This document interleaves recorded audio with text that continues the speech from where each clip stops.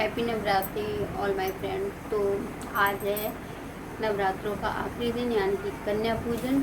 तो मैं अपने घर से पूजा करने के बाद ससुराल आ गई और यहाँ पर हम कन्या पूजन करेंगे। आप मेरे साथ ब्लॉग में बने रहिए। मैं चलती हूँ नीचे, दिखाती हूँ कि हमारे यहाँ क्या क्या भोजन में बना है, किस तरह से हम पूजा करते हैं। और सभी एक बार जोर से जयकारा लगाए, जय माता दी। तो चलते हैं फ्रेंड। तो इसके बाद फिर मैं नीचे आ गई थी और यहाँ पर मेरी मम्मी पूजा के लिए पानी ले जा रही थी और मेरी जेठानी थी जिन्होंने आज सारा भोजन बनाया था।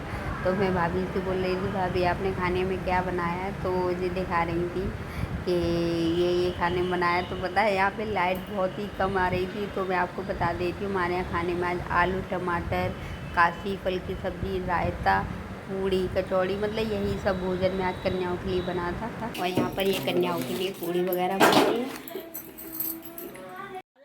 इसके बाद हम चलते हैं अंदर कमरे में, जहाँ मम्मी हमारी पूजा की सारी तैयारी कर ली थी और मैं अंदर रूम में जा रही थी।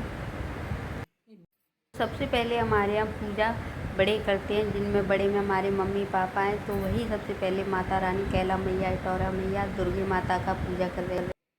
तो फ्रेंड्स यहाँ पर मम्मी बोली कि तुम महावर लगा लो, क्योंकि मैं महावर लगा के नहीं आई थी। फिर यहाँ पर मैंने महावर वगैरह करा और क्या कहते हैं, फिर उसके बाद मैं भी पूजा करने के लिए चली गई थी।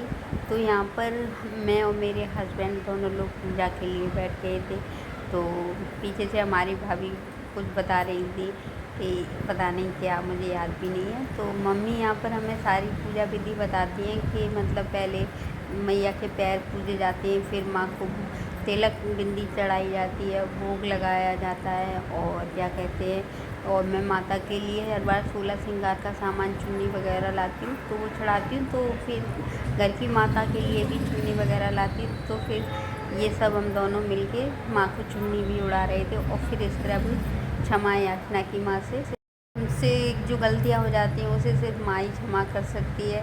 और यहाँ पर फिर सब पूजा करने के बाद माता की आरती हो रही थी। सब लोग पूरा परिवार एक साथ आरती कर रहा था।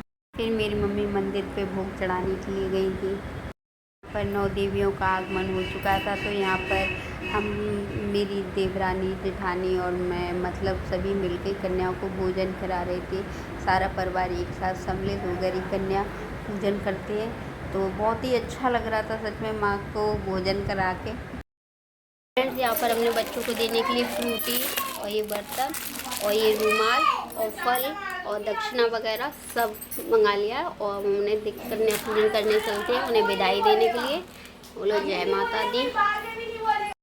यहाँ पर हमारी मम्मी कन्या के पैर मतलब धो के फिर उन्हें दक्षिणा वगैरह दे रही थी। तो फ्रेंड्स इस तरह से रहा हमारा नवमी के दिन कन्या पूजन। अगर आप लोगों को अच्छा लगे तो प्लीज़ लाइक शेयर कमेंट करें और कमेंट्स में जय माता दी जरूर लिख के जाए। माता रानी सबको खुश रखे, सबके मनोरथ पूर्ण करें, सब पर अपनी कृपा बनाए रखें। बोलो जय माता दी, जय माता दी।